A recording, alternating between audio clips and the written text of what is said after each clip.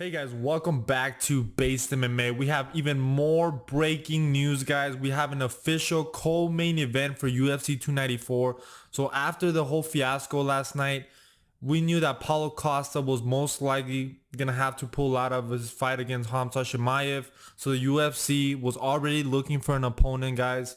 And prior to Kamaru Usman officially signing to Khamzat Chiamev, I had heard that the UFC was trying to was trying to call in Marvin Vettori. They were trying to call in Robert Whitaker. All of them declined. They were trying to get in Jared Cannonier, also declined. But Kamaru Usman has now stepped up to face Khamzat Chiamev at UFC 294. This is going to be a middleweight bout.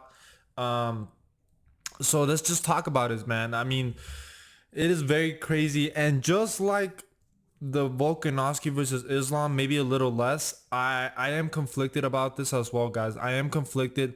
Don't get me wrong. The whole fiasco thing is exciting. The fact that we don't know who they're going to fight. The fact that it's short notice. It reminds me of UFC 279, which is exciting in its own right, guys. But we saw UFC 279. Like, even though prior to UFC 279 that week, when they were changing the matchups, it was exciting. The fights itself did not end up delivering, and I'm a little bit scared that UFC 294 is going to end up being the same thing. Now, that being said, these are different level of athletes competing. I mean, this is Kamaru Usman. This isn't Kevin Holland. No offense to Kevin Holland. Volkanovski, very different athletes. So I just hope this doesn't end up being like UFC 279. And let's just talk a little bit about Kamaru Usman versus Khamzat Chiamev. I mean, this was a fight that was actually rumored for a while. Personally, one of my first videos on this channel was a video of me pretty much talking about the fact that I didn't like Usman versus Chiamev. It was just a fight that didn't make a lot of sense, especially at 185, because, we want to see Khamzat Chiamev be tested against somebody that is, a middleweight. I don't want to see him fight a welterweight at middleweight. To me, that's absolutely pointless. We want to see Khamzat Chiamev be tested against somebody in the middleweight division. And I know this might sound crazy, but I almost would have preferred if he fought somebody unranked like Bo Nickel or maybe like a Roman Kopylov. Like, that would have been more exciting to me than like even a Kamaru Usman. Like, don't get me wrong, I know Kamaru Usman has a lot of name value. I know it's gonna help sell the pay-per-views for sure. But in terms of the fight itself, to me, it's not that exciting. But I'm looking forward to it. But I'm not that excited just because I kind of wanted to see that Costa versus Chimaev. I thought that fight was actually going to be competitive. And it's a very interesting stylistic matchup.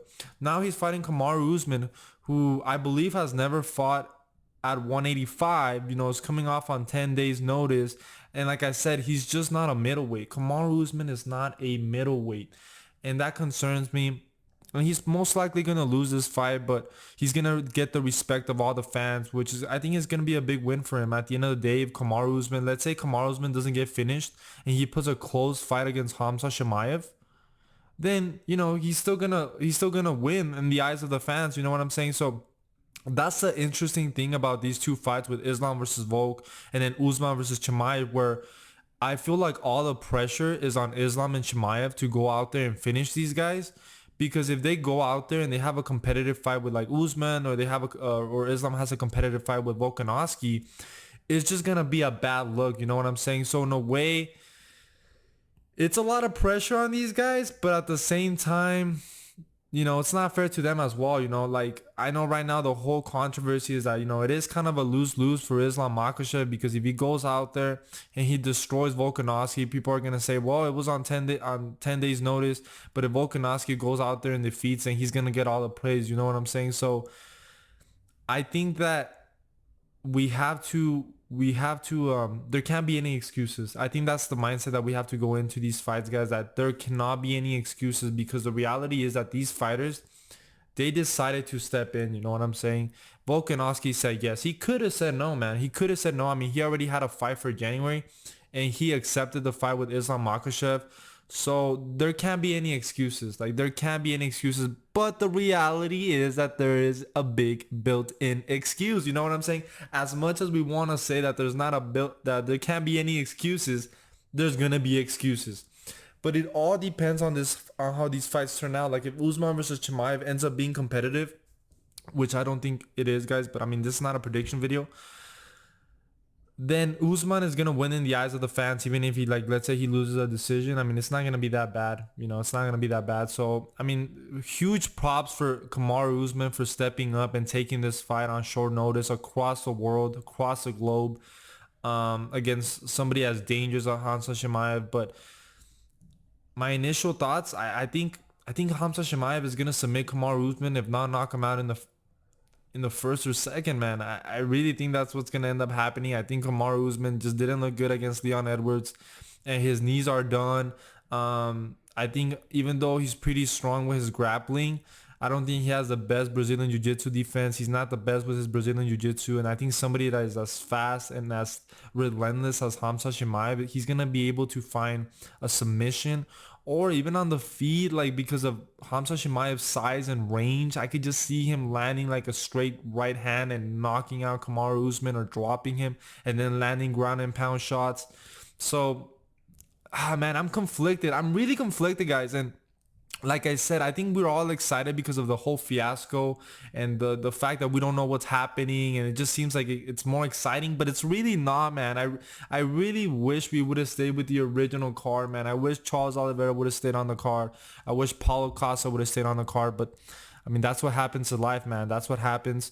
Injuries happen, and I mean, I'm glad the UFC was able to get guys that are pretty exciting to step in. You know what I'm saying? Like, Usman's a big name. Alexander Volkanovski's a huge name. People have been calling for that rematch.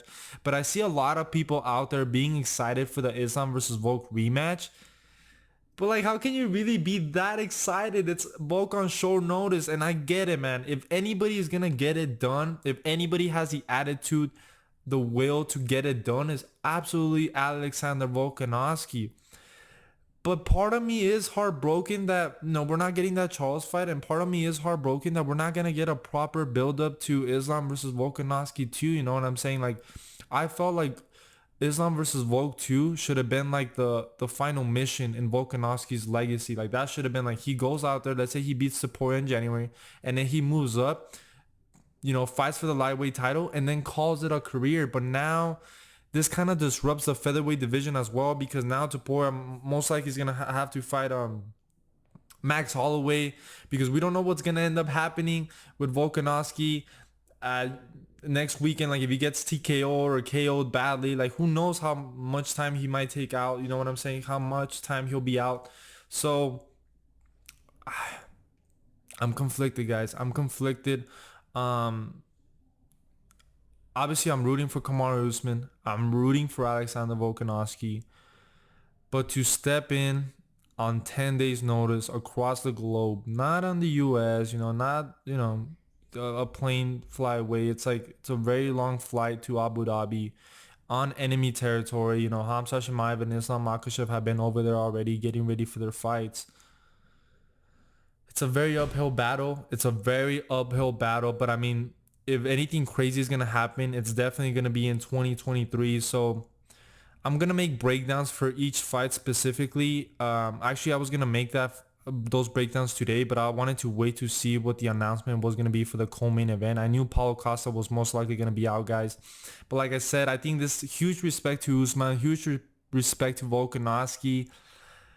I mean, Usman, he's coming off 2 losses, so I feel like he really has nothing to lose. But Volkanovski does have stuff to lose, in my opinion. And it's not only about, okay, if he loses, whatever. It was on short notice. Like, but what about the way he loses? Like, what if he gets KO'd? Like, if he gets KO'd, he might not come back the same. Even if he goes into the featherweight division, like, Topuria might even, like, crack him. If Islam is able to finish him, I'm just afraid that Volkanovski might be KO'd. I mean, there is a possibility that Islam Makhachev is maybe able to get a submission, and okay, maybe Volkanovski doesn't take too much damage, and that will be that. But still, man, like, I don't want to see Volkanovski get submitted, man. I'm a big Volkanovski fan. And I'm just bummed, guys. I'm still bummed. Like, I know all of you are excited, and I'm kind of excited too, because I called this months ago. But I'm truly not happy about this. I'm truly not happy about this, guys. But let me know down your thoughts below. What do you think of this Usman versus Chimaev matchup? Who do you have winning that fight? And what are your thoughts on the Islam versus Volkanovski 2 thing? Because last night, I mean, I was pretty excited when it got announced. But now that I've been able to, like, sit on it, I don't know, man. I don't like it. I don't like it. I wish we would have stuck with the original matchups. I wish the UFC would have gotten Gaethje ready, and he should have been the backup. They should have paid him a lot of money, be the backup just in case anything happens, instead of this being all short notice. Because the reality is that, yeah, they had Gamrot as a backup, but Gamrot versus Islam sells negative pay-per-views. You know what I'm saying? So it just makes sense why the UFC wasn't quick to make Gamrot versus Islam, because I mean that fight doesn't sell. You know what I'm saying? That's a big hit to the card. So I understand why they had to go and call Volkanovski to step in, but it is what it is, guys. It is what it is. I hope you guys have a good one, and I'll see you guys in the next one.